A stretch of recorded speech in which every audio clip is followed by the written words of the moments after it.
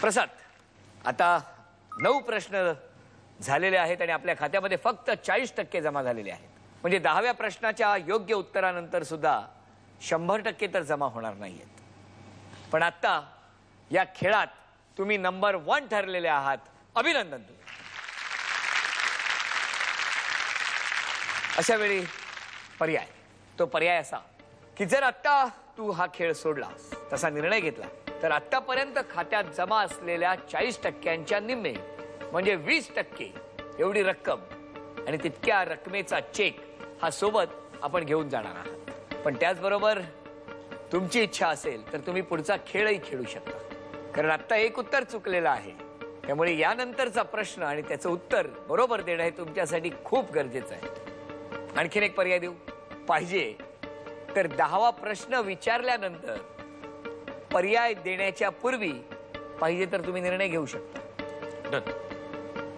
आणि प्रसादसाठी हा आहे 10वा प्रश्न. गुरुदत्त यांनी आपल्या उमेदीच्या काळात एका प्रख्यात मराठी चित्रपट लेखक दिग्दर्शकांकडे काम केलं. ती लेखक दिग्दर्शक व्यक्ती कोण? पर्याय पाहिजेत? पर्याय मिळाले तर खेळायला लागेल ना. दे. प्रसादने पुन्हा रिस्क घ्यायचं ठरवलेलं आहे आणि त्याने पर्याय मागितलेला आहे. पर्याय प्रसाद, पर्याय आहेत: 1 विश्राम बेडेकर, 2 पु ल देशपांडे, 3 राजा परांजपे, 4 बाबूराव पेंटर.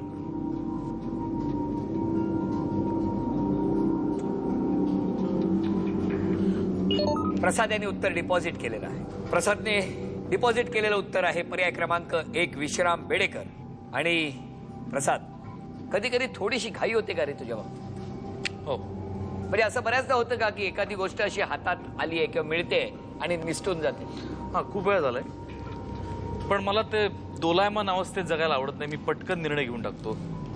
चांगला झाला तर निर्णय योग्य असेल तर त्याचा आनंद उपभोगतो. निर्णय चुकला तर त्याचं दुःख मानत बसत नाही, पुढच्या कामाला लागतो. प्रसादने डिपॉझिट केलेलं उत्तर आहे पर्याय क्रमांक 1 विश्राम बेडेकर आणि याचं योग्य उत्तर आहे पर्याय क्रमांक 1 विश्राम बेडेकर. अभिनंदन.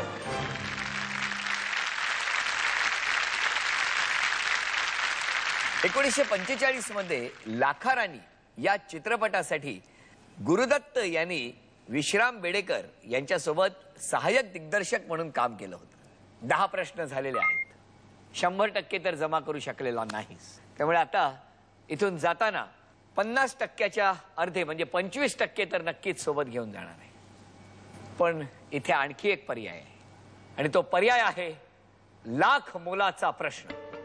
हा प्रश्न जर विचारला आणि याचं उत्तर जर तू डिपॉझिट केलं आणि ते उत्तर बरोबर आलं तर 100% रकमेचा चेक सोबत घेऊन जाऊ शकतोस. म्हणजे 2,50,000 रुपयाचा चेक प्रसाद तू घेऊन जाऊ शकतोस. पण जर उत्तर चुकलं तर फक्त 10% तू घेऊन जाणार आहेस. निर्णय तू घ्यायचा आहेस. विचार कर.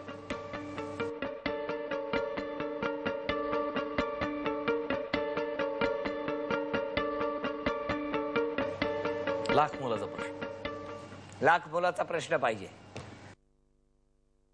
अभिनंदन प्रसाद. माझ्याकडून त्या संस्थेला जास्तीत जास्त मिळावं हाच त्याचा प्रयत्न आहे आणि त्यासाठी त्यांनी निर्णय घेतलेला आहे लाख मोलाचा प्रश्न. तेव्हा प्रसादसाठी हा लाख मोलाचा प्रश्न. कागदी चलनाचा वापर करणारा पहिला देश कोणता? पर्याय आहेत: 1 इजिप्त, 2 चीन, 3 ग्रीस, 4 भारत.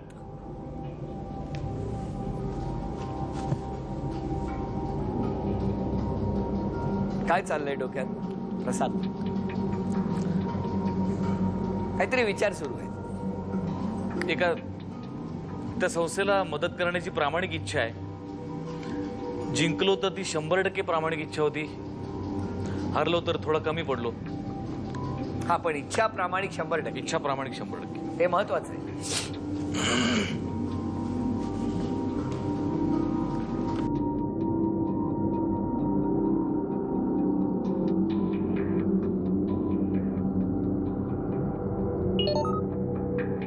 प्रसादने उत्तर डिपॉझिट केलेलं आहे.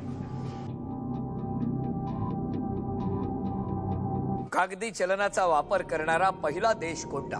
लाख मोलाचा प्रश्न. पर्याय 1 इजिप्त, 2 चीन, 3 ग्रीस आणि 4 भारत.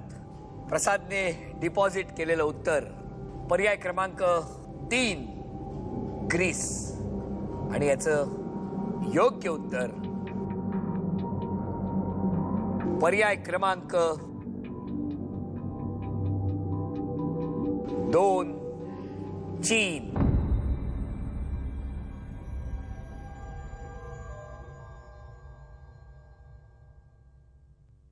हा प्रश्न लाख मोलाचा होता, तितकाच महत्वाचा होता. प्रसादची इच्छा खूप छान होती, प्रामाणिक इच्छा होती की रिस्क घेऊया जेणेकरून मला जास्तीत जास्त मदत त्या आश्रमाला करता येईल. इसवी सन पूर्व 806 मध्ये कागदी चलन वापरण्याची कल्पना पुढे आली. सुरुवातीला या कल्पनेला खूप विरोध झाला, कारण कागदी चलन ही संपत्ती म्हणून वापरणं या गोष्टीला अनेकांनी विरोध केला. पण आज आपण अगदी सराईतपणे सगळेच जण कागदी चलन वापरतो. कदाचित 25% घेऊन प्रसाद आज इथून गेला असता, पण आयुष्यभर त्याला ती कदाचित रुखरुख राहिली असती की तो एक प्रश्न मी घ्यायला पाहिजे होता, ती संधी मी घ्यायला पाहिजे होती, इतक्या वेळा रिस्क घेतली, ती रिस्क सुद्धा मी घ्यायला पाहिजे होती. आज तर प्रत्येक टप्प्यावरती प्रत्येक रिस्क प्रसादने घेतली आणि प्रत्येक वेळेला निकाल त्याच्या बाजूनीच लागत गेला. पण या क्षणी मात्र थोडंसं कुठेतरी गणित चुकलं. हाय काय नाही काय, हाय काय नाही काय. पण हेही नसे थोडके. येताना छान इच्छा घेऊन आला आणि जाताना 10% सोबत घेऊन जाणार, म्हणजे 25,000 रुपयाचा धनादेश आता प्रसाद सोबत घेऊन जाणार आहे. अभिनंदन प्रसाद, अभिनंदन.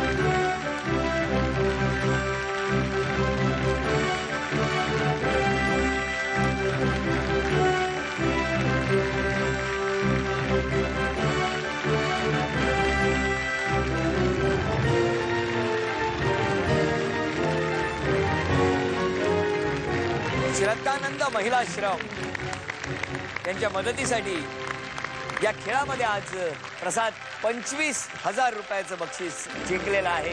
हा चेक घेऊन तो आता जाणार आहे.